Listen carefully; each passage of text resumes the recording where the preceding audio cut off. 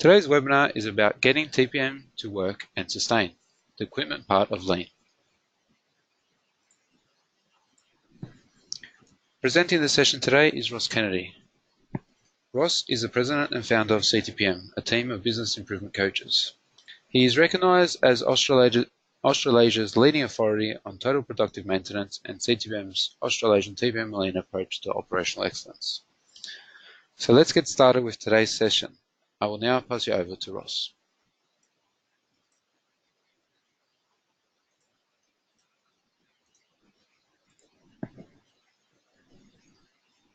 Right, good morning everyone, or for our friends in New Zealand, good afternoon.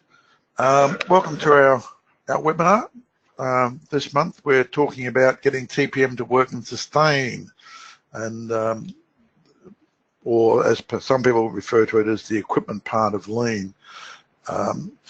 Again, this topic has come about because of feedback from our members. We've got a few members now barking down the TPM journey and have asked us to give them some feedback on it, and we thought, well, we'll take the opportunity to put a webinar together to help the broader community out there of, who are keen on doing continuous improvement and aiming for operational excellence. So let's get into it. The 4 areas we want to focus on today is when we talk about TPM, what are we talking about? Are we talking about a maintenance initiative? Is it all about manufacturing, etc.?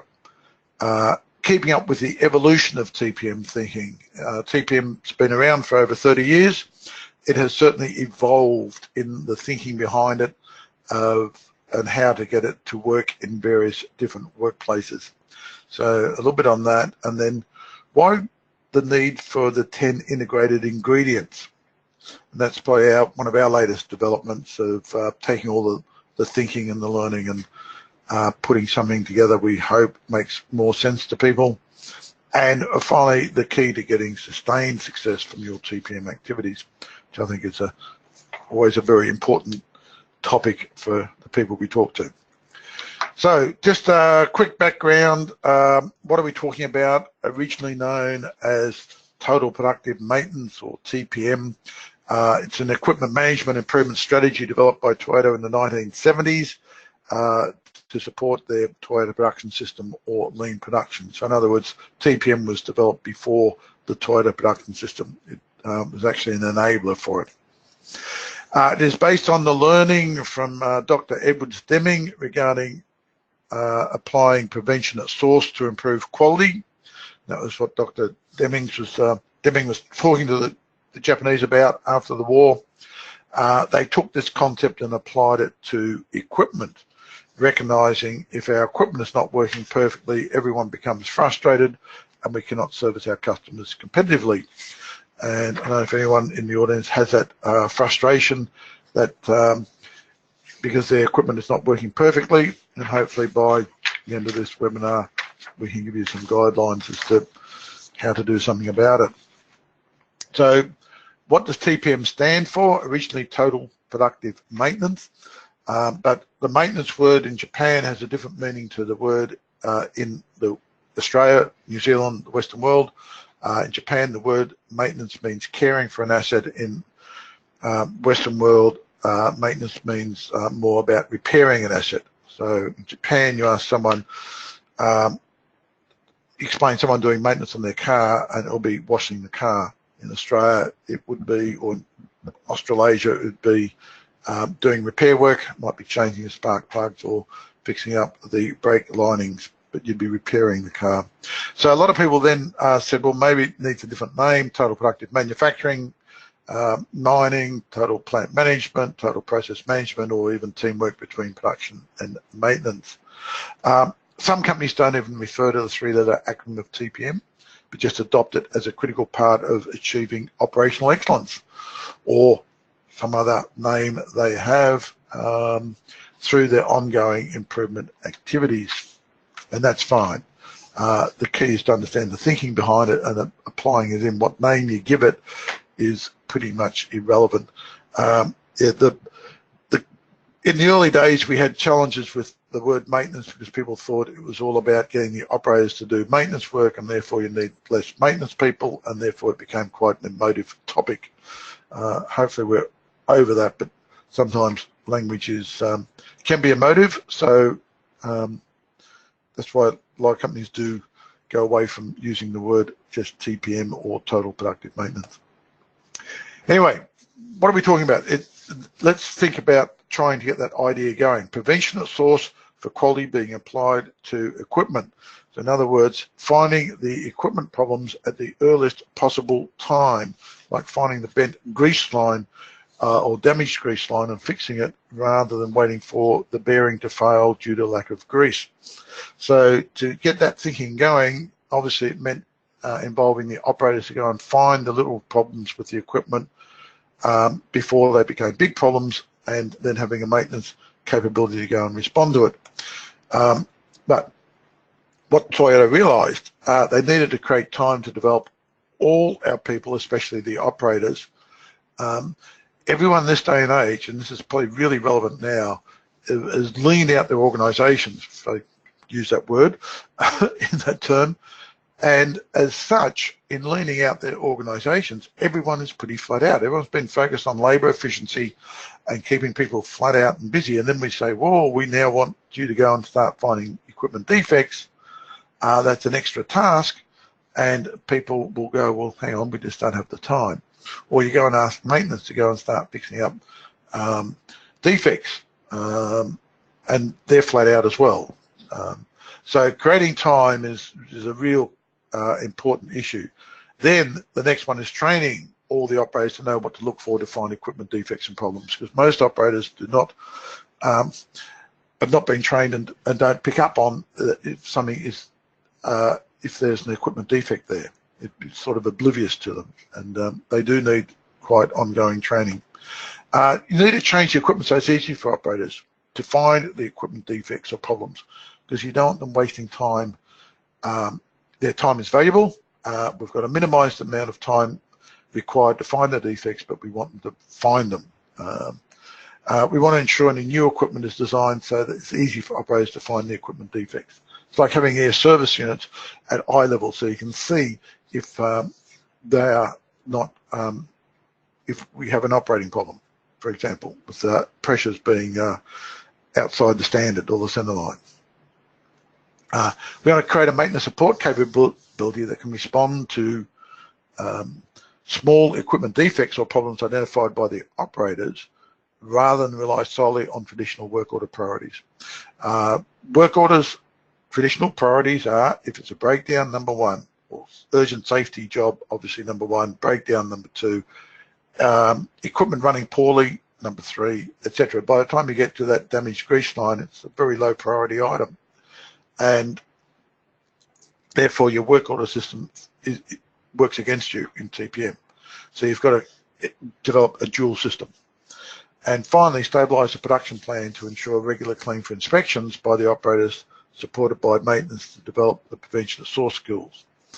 The only way operators are going to learn about defects is to have someone who knows about defects, i.e. maintenance person, train them. And the best way to train them is doing, and you do that during clean for inspections. So therefore you need to have regular clean for inspections at a set time, on a set day, so the maintenance people can plan their work to come along and support.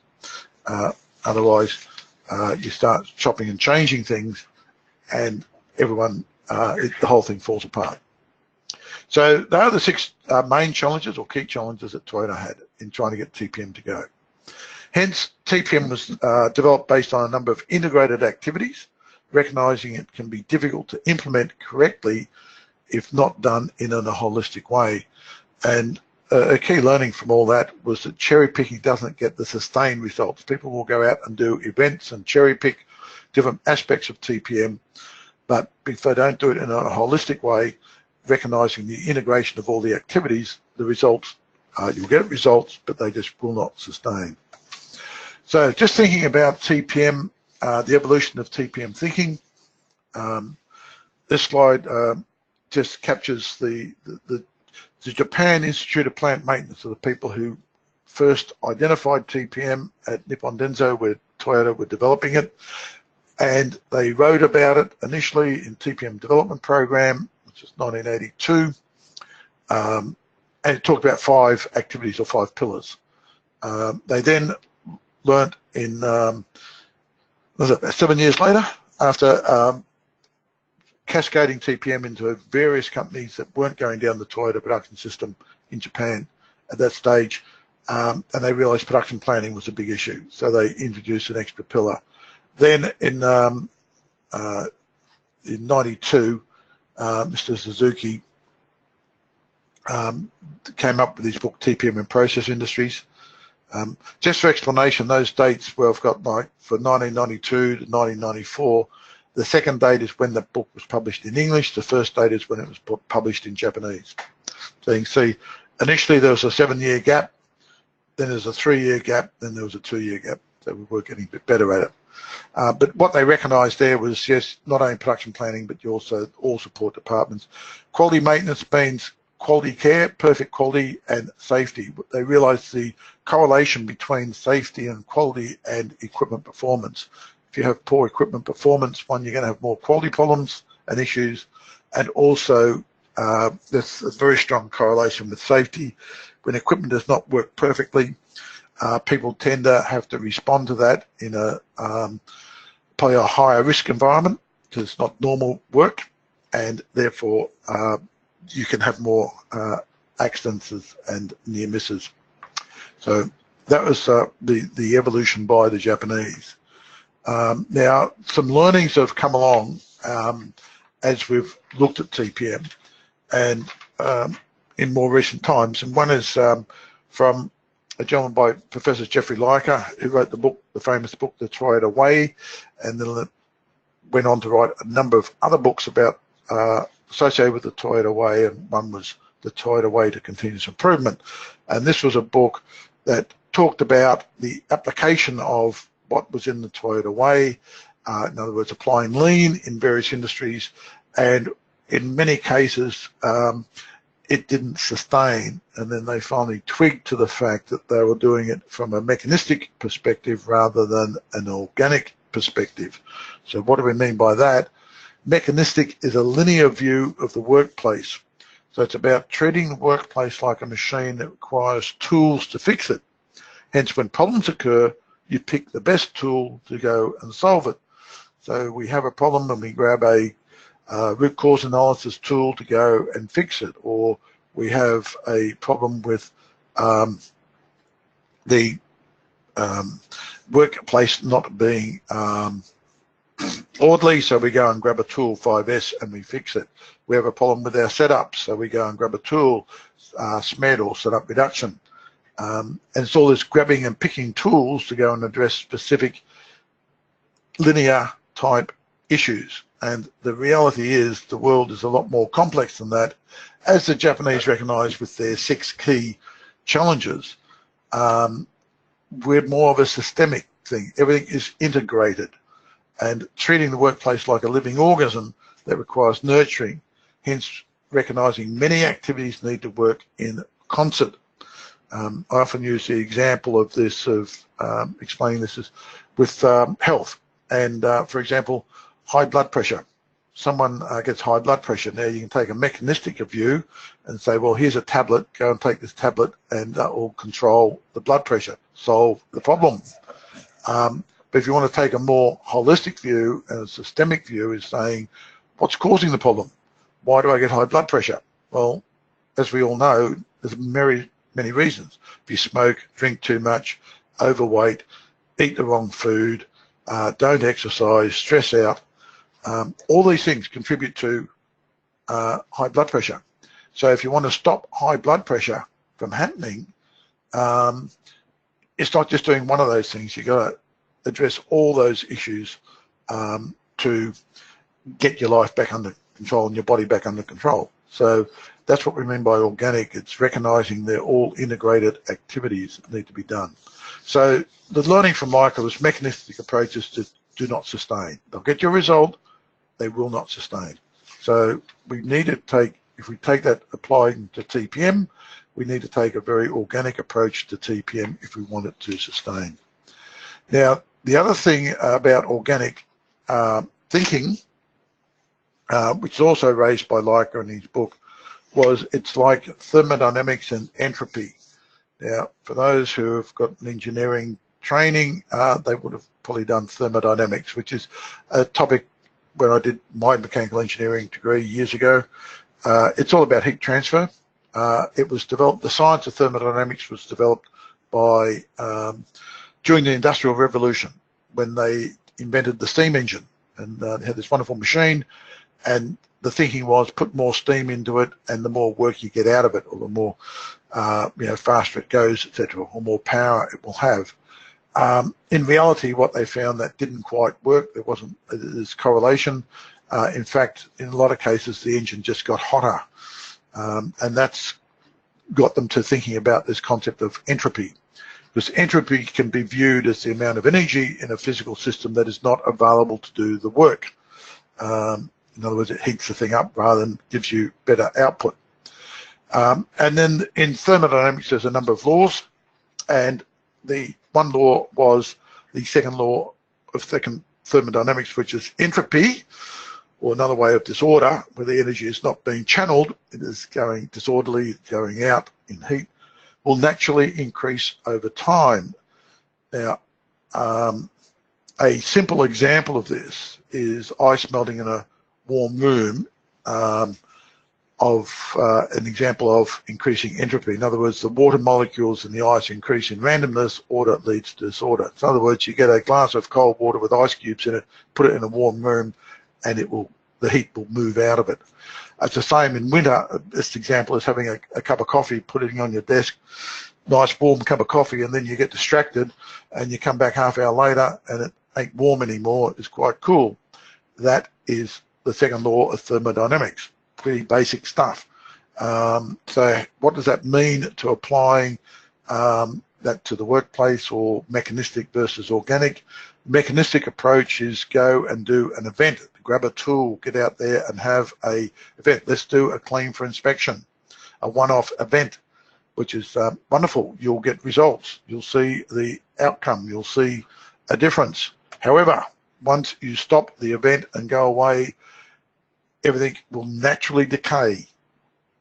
Law of thermodynamics, things will decay back to the normal state, and that's why things do not sustain.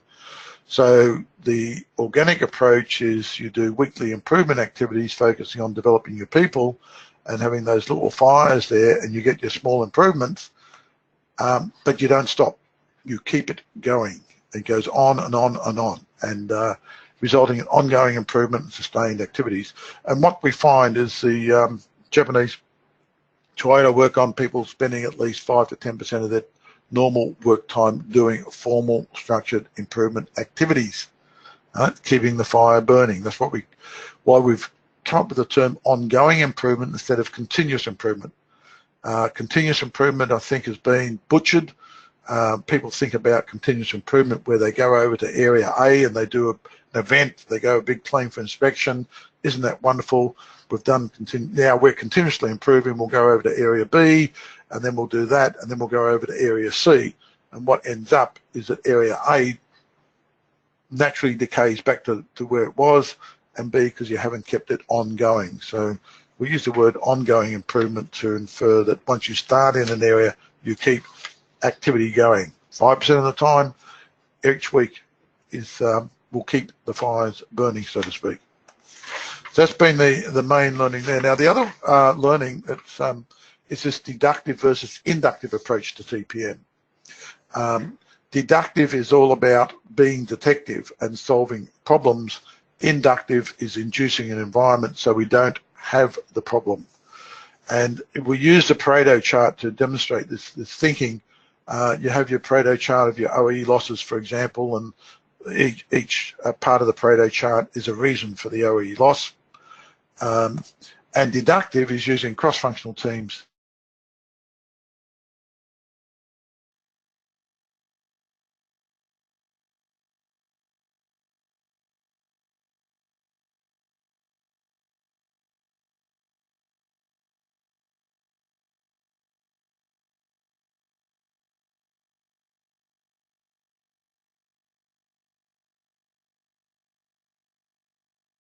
seeing whether we've got a problem here or not with the net. Back on. Okay, sorry about that, everyone.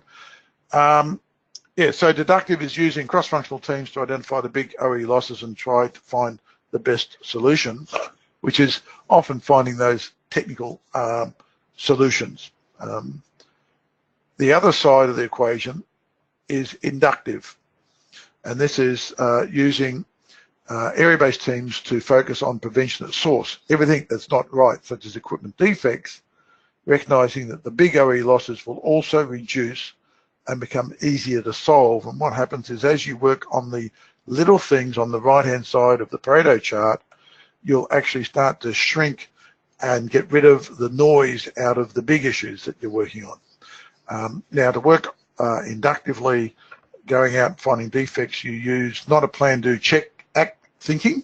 That's deductive. You use the check, act, plan, do thinking, which is a different cycle of improvement. It's the inductive. And again, we need to understand that and make sure we are using that thinking as we do our getting our production area-based teams focused on TPM activities. So there's some of the thinkings, and as a result of that, the Australasian TPM model that we use from CTPM is taking the Japanese, technically quite good model, but enhancing it significantly by doing a couple of things. One, putting the order a bit different, introducing work area management, which is enhanced 5S for not the equipment, but just the work area, and also operator equipment management incorporates 5S for the equipment. So we sort of split the 5S up a bit to support this inductive approach. We also added value stream management. So that's a model. We turned it into a hamburger. The hamburger has the safety and quality at the top and people and leadership development at the bottom as the bun. The reason we use the hamburger is that we're trying to get the message across. This is an integrated systemic journey, a holistic journey. And the reason you have a hamburger is you put all the ingredients inside it and squeeze it, and you get the integrated flavors, and you get a better outcome than eating everything separately around the plate. So that's why we thought a hamburger is not a bad analogy to what we're trying to do here. The thing to remember, you've got three things we're trying to do: problem solve, create a visual workplace to see problems at the earliest possible time, and get people out there fixing those issues at the earliest possible time, like fixing equipment defects, etc.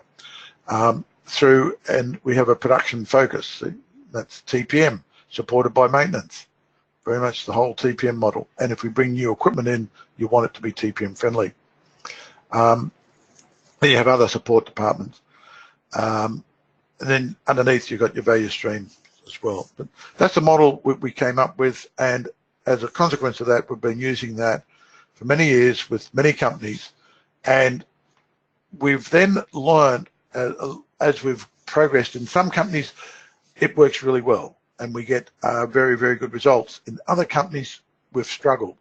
And when we've gone and analysed why we've struggled, it's because, and this is where this model came from, about the three critical parts of continuous improvement, is that too often in the companies that struggle are the ones that don't do effective daily management. They keep having problems come back and bite them, and people are continually running around readdressing issues. And that's what we call reactive improvement. And then the other thing we find is that the production plan keeps getting changed, and people have to run around and go and chase up new set of labels or whatever, because all of a sudden, we've been told we've got to make something different for an urgent customer order.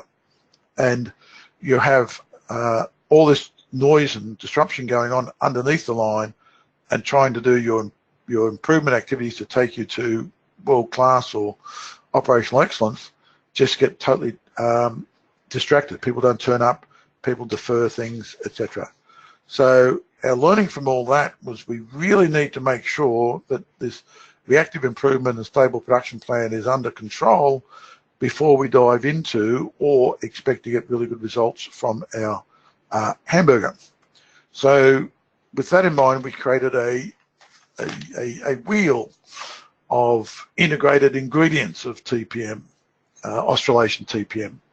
And this is focused on existing equipment. It hasn't got the new equipment management activity in it.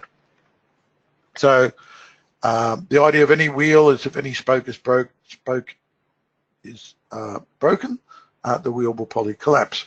So we need to get all the spokes working. So I thought I'd just take you through these 10 integrated ingredients, as we call them. So it's broken up to 4 parts: preparation to free up production time, maintenance capability to free up their time and make them capable to support, production to get their act together so they've got the discipline and the skills to support TPM, and then the actual TPM activities, which we call operator equipment management. So if we look at the first one, about preparation to free up production time. So we need effective daily management. Sure, the focus of daily management is to develop your frontline leaders, because they're the ones who have to train and develop your people, especially to teach them new skills like finding equipment defects and taking care of their equipment and ultimately managing the equipment. So you'll see there's 7 elements to effective daily management. The first one's making sure your structure's right, that you have got effective frontline leaders, you have the right measures, then you have the daily effective meetings, and you're using visual information centers. Now, the problem solving and rapid sharing comes later. It's not critical to get the TPM going. It's certainly helpful, but you certainly want to get the first 5 right. The second one is the stable production plan. Now, conducting the Glenday sieve analysis to identify your dominant products or green stream.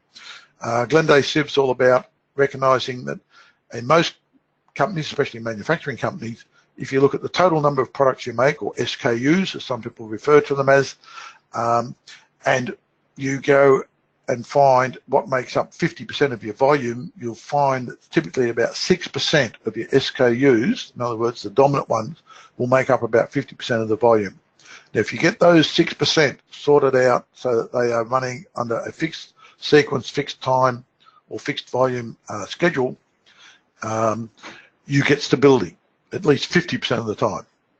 And that is enough to allow you to get TPM going during that stable production period. Later on, you can go and get the rest of your product stabilized into flow logic, but you need to get at least a few days stabilized. And finally, then you need to get your OE up. So using a cross-functional team so you don't disrupt production, and using the high-level equation, continuous recording and observations to understand all the losses and improve by at least 10%. Now, typically when we put a team together, we'd probably improve by 20, 25%, but we say 10 because we want to be able to take, of that 10, allocate 5 of it to stopping the line and doing your TPM activities. If you can't do that, you're going to interrupt or impact on your capacity to produce your requirements for your customer. So the reason is the OEE, you lift it up and you put some of it towards regular TPM activities. Maintenance capability. Okay, maintenance, because of the nature of what they do, often get their time lost. Amazing how often maintenance people get called to a job, but they're not given the right information when they're called. They're just being told, get over here, we've got a problem. And when they turn up, they realize had someone explained to them the problem, they could have brought certain equipment, gear, parts, information with them, but they have to go back and get that information or parts or whatever and come back, and they lose their time or time lost. It might be they can't find information immediately, they can't find their spare parts immediately, they can't find their special tooling immediately or whatever. And when we do a survey of maintenance people, typically we find they're losing about 30 to 35% of their time each week. And if we can cull that back to 10%, for example, you've got 25% more maintenance resource, no cost, to support TPM activities. And then the other part is maintenance excellence, making sure that you are focusing your maintenance activities on the stable domain that you're trying to achieve, which is the TPM type stable domain, which is different from a traditional maintenance view of just planned preventive type maintenance. So we need to get that sorted out, and that's what I was just talking about there about maintenance excellence. And we've broken maintenance excellence up into 10 elements. The first 3 are about leadership, and they're the ones you really want to get into as quick as possible to make sure you've got the right direction for maintenance to support your TPM. Then production capability. Competency-based training, using cross-functional team approach to center line equipment, then develop operator training material. That explains why you have key steps to your training. This is what came out of training within industry learning. And it's your frontline leaders who have to train the crew, not special trainers, the frontline leaders, because they're the ones who, with the crew all the time, who continually back up the training, because the way people learn is through education, demonstration, doing, and reflection. And the role of the frontline leader should be to be doing that with the operators' continual reflection on how they're going, and then re-injecting the education and demonstration to build up their skill base. And then the other part is work area management, or 5S, specifically for the work area, not the equipment, to get the discipline of a place for everything in its place. Now, if you don't have the discipline across all shifts and communication across all shifts to agree on how to set the work area up, you certainly don't want to dive into the equipment. People not putting a broom back in the right spot isn't a real disaster for the company. Having someone clean a sensor on a machine with the wrong cleaning material, or doing it incorrectly and stuffing up the sensor, can cause you a 4-hour breakdown or whatever delay on the equipment, which can be quite disastrous. So we need to have good discipline with our people before we let them loose on the equipment. And finally, operator equipment management. That's what it's all about. That's what TPM is. Bit of a journey there, but then it's about cleaning for inspection and getting the basic equipment conditions right, so there's no looseness, no contamination, and perfect lubrication. And stabilize component life, so maintenance, preventive predictive maintenance, can be very, very effective. Then we start having to train operators about the functioning of the equipment rather than just how to operate the equipment, so they can diagnose problems at the earliest possible time and explain to the maintenance people what is going wrong with the equipment if anything does start to go wrong, and so they become fully prepared. And finally, consolidating your quality assurance and your ongoing improvement activities, so that maintenance people are actually managing the equipment every day and every week. They look at, if the equipment did not work perfectly, what do we have to change? Do we need to do our clean for inspections differently? Do we need to get our maintenance people to do their servicing or preventive predictive maintenance differently, and taking full ownership for the performance of the equipment? So there's the wheel foil. I said any spoke missing and you're going to have problems. So just to sum up, sustaining TPM success comes from taking an organic rather than mechanistic approach to TPM, ensuring you have a good balance of deductive and inductive activities, working at the Pareto chart from both ends, so cross-functional teams and area-based teams, understanding and thinking behind the 10 integrated ingredients of TPM, and ensuring you create time for TPM before adding extra tasks to your operators or maintenance people. Otherwise, they will